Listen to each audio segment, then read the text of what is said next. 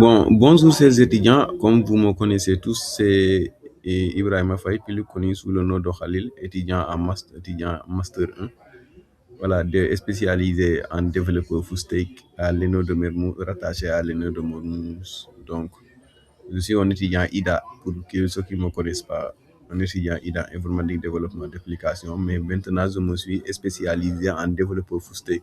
Parce que IDA, boo demee ba master ñu fay génn comme profil dafa bari, il y a ingénieur logiciel, il y a développeur full stack, il y a des designers, etc. Beaucoup de filières, beaucoup de profils day génne, mais moi je suis spécialisé en développeur full stack.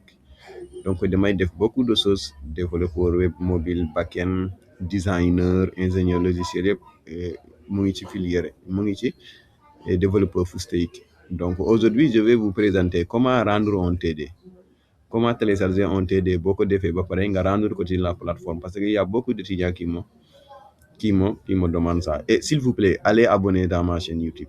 Billahi, je vais arrêter les cours que je fais, les tutos que je fais pour vous. Parce que mënuma leen tout le temps su ma amee tuuti temps ma leen di defal ay tuto pour ngeen xool nu ñuy manipuler plateforme bi ñuy defee lii, mais da ngay gis vidéo boo xamante ne plus de 1000 personnes xool nañ ko, et te 1000 personnes boobu 10 yi sax mënuñoo abonné, 10 yi sax mënuñoo abonné. Imaginer leen loolu. Au moins nit bu leen jàppalee ngeen jàppale ko, abonné leen ci seen YouTube, ngeen commenter vidéo yi en même temps aussi ngeen di partager waat vidéo yi pour ñeneen jot ci. Abonné leen, sinon dinaa bàyyi li ma leen di jàppale. Donc aujourd'hui, par exemple, sur ma plateforme IVS, bon, moi, comme je suis un étudiant master, dinaa leen montrer carrément lii, je ne sais pas c'est quelle plateforme. Donc voilà, j'entre sur ma plateforme IVS master bi, mais ce sont les mêmes plateformes rek. Voilà, une fois arrivé ici comme moi, je connecte direct sur ma plateforme master, mais yéen en même temps mun naa jaar directement ici. Je supprime, je mets ONT comme lien bii ni ont.nsig.sn, ma tapé automatiquement tamit damay dugg. su ma duggee fii nii, fii lay arrivé, yéen yëpp da ngeen di dugg fii. Ma dugg pédagogie, su ma duggee pédagogie, il y a inscription, demande, rendez-vous, formation. su ma duggee mes plateformes de formation, je clique ici. Donc une fois que je clique ici, mu ngi nii MICDA M1 promo 8, voilà, master en conception de développement d'application web full stack et gaming. Donc je clique ici. Une fois que je clique ici, fii lay arrivé direct, mais mun ngaa jaar feneen ci lien bii nii, léegi nga tax ngeen gis lien bii nii, mun ngaa cliquer ci lien bii nii directement comme master. Yéen tamit am ngeen boo xamante ne doo leen jaar foofu, da ngeen di accéder fii nii directement. Voilà, su ma jógee continue dinaa leen copier lien boobu. Donc une fois j'arrive ici, je clique mes cours, par exemple ici, mes cours sont là. Par exemple, mes cours sont là. Yéen gis, ce sont mes cours en master. Donc mes cours sont là, base de données distribuée, choix, conception PO. Tout ça, ce sont mes cours à master. Léegi, par exemple, je veux rendre un TD ou bien télécharger un TD, rendre un TD. Par exemple, ma tànn benn matière ba xamante ne, par exemple au hasard, pour anglais musuma laa bëgg. Architecture logicielle, autonomisation des gestions de dépendance, DevOps, par exemple DevOps, programmation avancée, choix et spécialisation, culture agile et hybride, conception outils d'intelligence artificielle, culture de prise, développement avec Ansible, comme par exemple bi def nañ ko sax projet cette année-ci. Donc une fois bu ma cliquer fii nii, donc damay wàcc, di ngeen di gis salle des travaux dirigés. Boo leen buggee def cours en ligne pour certains, fii ngeen dugg salle des travaux dirigés, ngeen cliquer fii. Boo leen cliquer fii ngeen xaar, ngeen patienter. Boo leen buggee def cours mun ngeen xaar, après ba da leen di indi fii. Ñun amuñu ay CM et cetera, ay groupe comme par exemple groupe 1, MICDA groupe 1. ñun benn groupe rek la ñu am, enregistrement et cetera. Entrer dans la session mu ngi nii fii. Ñun amul comme par exemple tuto bi bu ñëwee bu ñëwul, amul entrer dans la session. Non, ñun bouton entrer en session de fii nekk automatiquement. Voilà, mais je retourne parce que dama leen doon woon rek. Je retourne donc pour vous montrer comment télécharger un TD. boo defee TD bi ñoo koy rendre et cetera. Donc connexion bi nag dafa xaw a yéex léegi gis ngeen bu ma ñëwee gis naa introduction savoir installer et configurer et exécuter ses premières commandes avec Ansible, mise en œuvre des playbooks Ansible, questionnaire. Donc ici 3 cours kese la amoon. Donc par exemple su ma ñëwee ci introduction bi ma cliquer cours introduction bi ma wàcc par exemple gis naa introduction et ressources complémentaires, test de connaissance, forum de pratique 1. Si je clique ici pour voir ici, est-ce que c'est le TD? Non, ici, il n'y a pas de TD, donc je retourne. Donc, je clique sur l'exercice numéro 2, par exemple. Test de connaissance, forum, page, je mets par exemple ressources complémentaires ici. Si je clique sur ressources complémentaires, par exemple, il y a ce qu'on appelle ici les questions, etc. Télécharge un dossier, séquence de cours, ça y est là, séquence de cours. Vous faites un cours, là, télécharger par exemple, quand je clique ici, donc séquence de cours, nous télécharger dans séquence de cours. Pour bonheur, vous télécharger c'est une séquence de cours. Est-ce que nous sommes ici, ça amna TD? J'ai pas vu là-bas un TD pour ces matières-là. Donc, je regarde jusqu'à voir un TD, par exemple, je clique ici, from partage 2, ajouter une discussion, je n'ai pas besoin de discussion, il n'y a pas encore de discussion de ce from. Donc, je sors et je vérifie une autre matière pour voir développement Ansible, test drive, je regarde les matières d'architecture logicielle, les matières de semestre 2, parce que ce sont les matières de semestre 1, alors que par exemple, semestre 1, langue et framework ou front-end, voilà, B. Voilà, je regarde ici pour voir ici ben cours que c'est là pour Angular. Donc ici ben cours là enregistrement avec mon équipe, c'est disponible ben cours bobu que c'est là. Je ne pense pas que bi dina am par exemple un TD. Bi amul sax TD. Donc quand vous verrez ça, bi amul sax aussi un TD cours là am. Donc il faudra que je connecte avec un étudiant parce que je ne pense pas que mes cours là ont ce qu'on appelle des TD. Parce que nous, TD, on fait ce qu'on appelle des projets. On fait de ce qu'on appelle des projets. Regardez ici, peut-être, voilà. Comme ici, il y a un TD. Cours B amna TD. C'était semestre 1 là -haut. Donc, je clique ici. Quand je clique ici, donc, je verrai ici. Si je veux télécharger TD, je clique ici. Si je clique télécharger na TD, je dina mëna nek ni cliquer fofu. Légui sinon ma ñëw fini, su ma ñëwé fini, ma ñëw téléchargement mu ngi nii TP numéro 3 léegi nga def double clic nga xool TP bi moo nekk ni donc lii sax c'était le TD de semestre 2 étudiant IDA lii c'est un TD du semestre 2 pas master dañ ko def noonu au hasard mais di ngeen ko def pour étudiants yoo xamante ne dem nañ licence 2 di ngeen gis TD bii nii léegi TD bi mu ngi nii TD bi codage la avec Bootstrap mooy HTML CSS c'est un framework de HTML CSS quoi ça facilite beaucoup le codage en HTML au lieu ngay nekk di xalaat fii da ngay ñëw copier ay code rek ñëw ko la exécuter mu ñëw c'est ça qu'on appelle les frameworks en second semestre en deuxième année vous commencerez d'apprendre ce qu'on appelle les frameworks matière yu bari am nañ framework léegi TD bi mu ngi nii TD bii nii léegi codage la parce que il vous dit exercice 1 système de grille Bootstrap donc voilà boo ñëwee codage la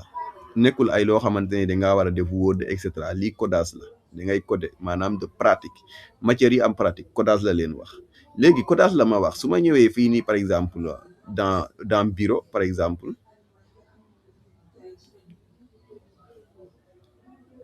dans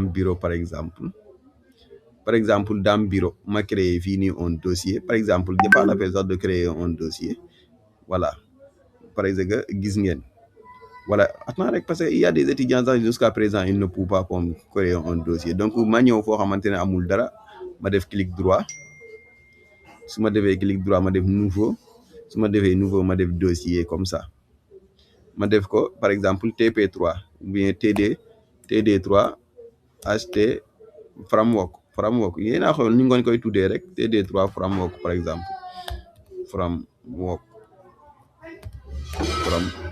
HTML CSS ma tuddee ko nii léegi ma ñëw ma def glisser déposer ici ouvrir avec VS Code ma def nii voilà léegi ma fermer lii léegi le TD est là et le dossier est là, le dossier est bien ouvert dans VS Code. Vous verrez ici le dossier est là, il est très bien ouvert dans VS Code. Voilà boo leen gisee bu ko fermé wee rek bu ma ko fermé rek moo nekk nii su ma ko fermé nii lay def mais su ma ko ouvert icône bii nii su ma ko cliquer rek da ngay gis ñaar yi boo leen gisee ci lii ne xamal ne dossier bi ouvrir na avec VS Code comprendre ngeen voilà léegi le TD contient combien d'exercices? Il a dit exercice 1 jusqu'à exercice 3 léegi su ma ñëwee ci biir TD bi nii exercice 1 laay njëkkee damay ñëw créer un dossier ici fii mooy dossier fii mooy fichier ma cliquer fii si dossier tuddee ko exercice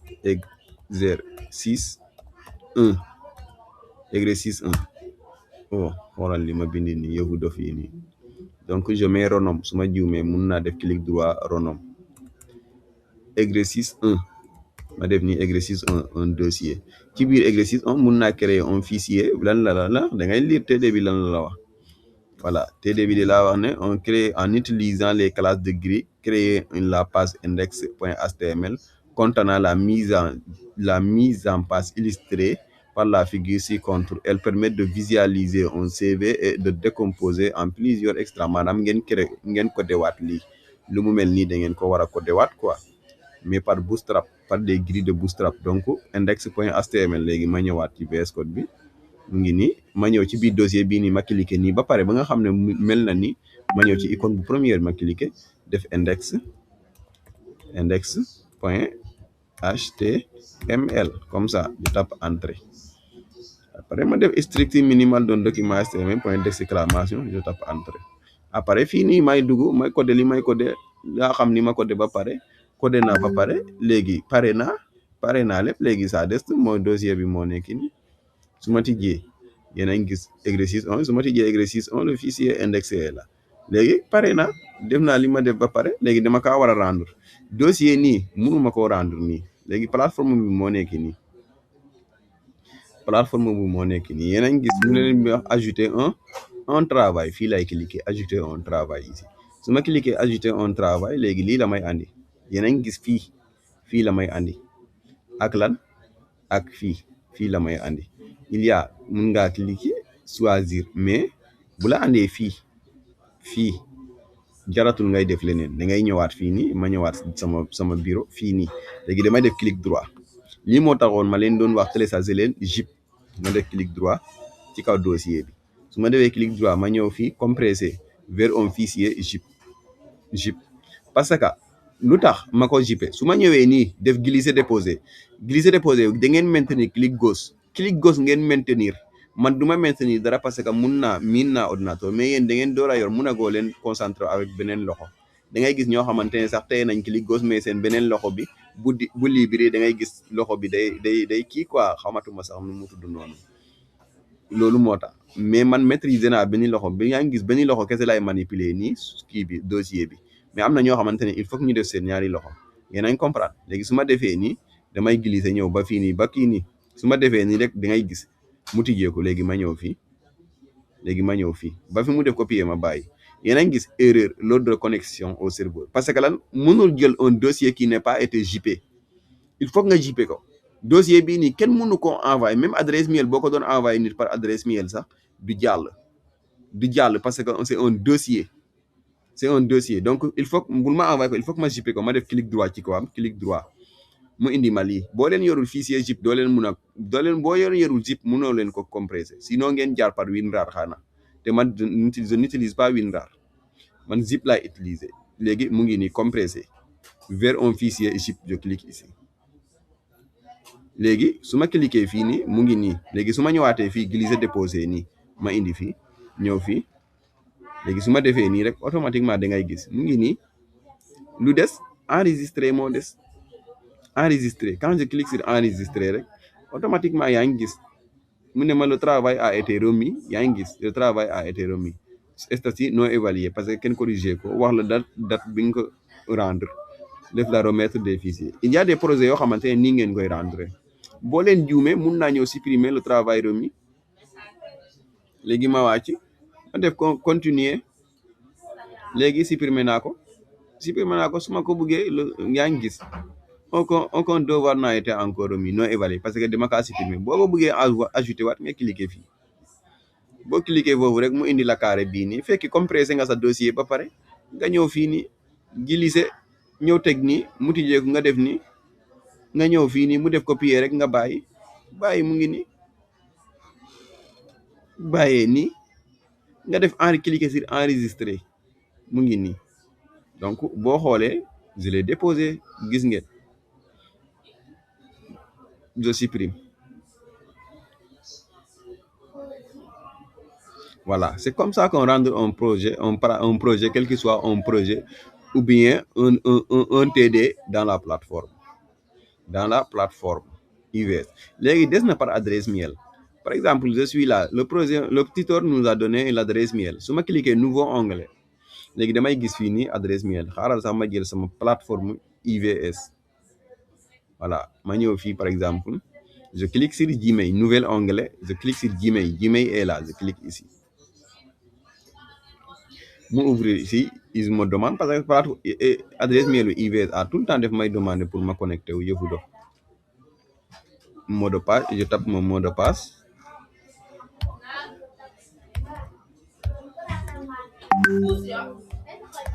voilà je tape mon mot de passe je clique sur suivant léegi mu door a nangu UVS ay yëfu dof rek lañ envoyé xoolal lii rek yëfu dof rek léegi gis ngeen léegi une fois arrivé ici je clique sur nouveau message léegi par exemple ma def sama adresse mail comme adresse mail tuteur bi rek yaa ngi gis li yëpp samay adresse mail la donc ma xool par exemple sama adresse mail bii nii léegi su ma bëggee jël fichier boobu fii laay ñëw fii je clique sur choisir un fichier léegi directement sur bureau je descends jusqu'à voir le dossier est là compressé bu fekkente ne dossier non compressé la mënuma koo yónnee doo leen ko gis sax su ma defee nii par exemple nii yéen a ngi gis du ko sax mun a kii xanaa ni index parce que c'est un fichier index mun na ko jël mais pas noonu donc de fichier bu na ne Google mun na ko jël mais quant à dossier boo xamante ne compressé ko doo ko mun a jël non du ko mun a jël donc ma ñëw fichier bii la bi je fais comme ça je sélectionne je mets ouvrir donc yéen ngeen gis ñëw na bu fekkente ne dafa nekk lu 10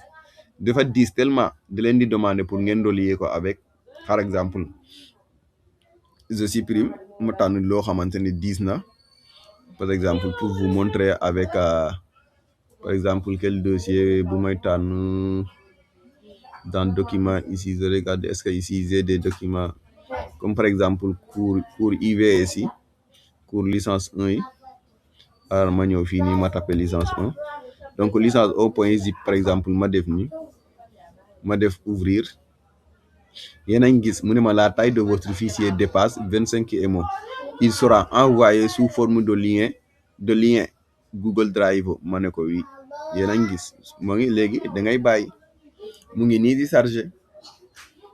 di charger parce que dafa dépasser 25 MO donc day charger.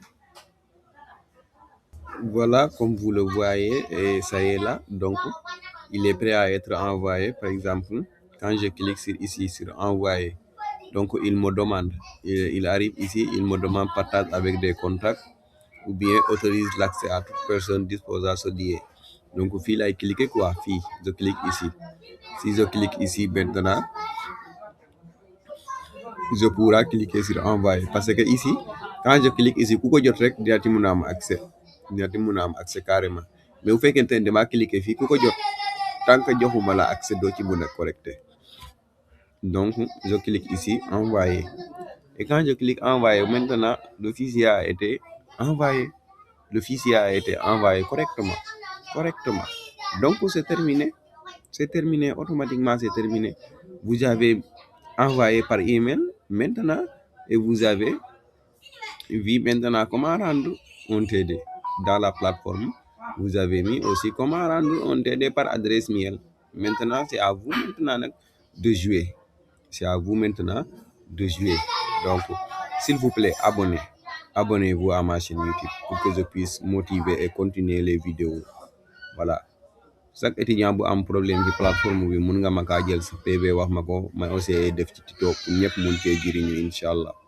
Voilà, après une fois que vous avez terminé, en quittant, il faut toujours se déconnecter de cette plateforme IVS. Déconnecter, oui, me déconnecte. Voilà, vous êtes déconnecté. Quant à moi, je n'ai jamais, depuis ici, je me déconnecter ou quoi. Voilà, donc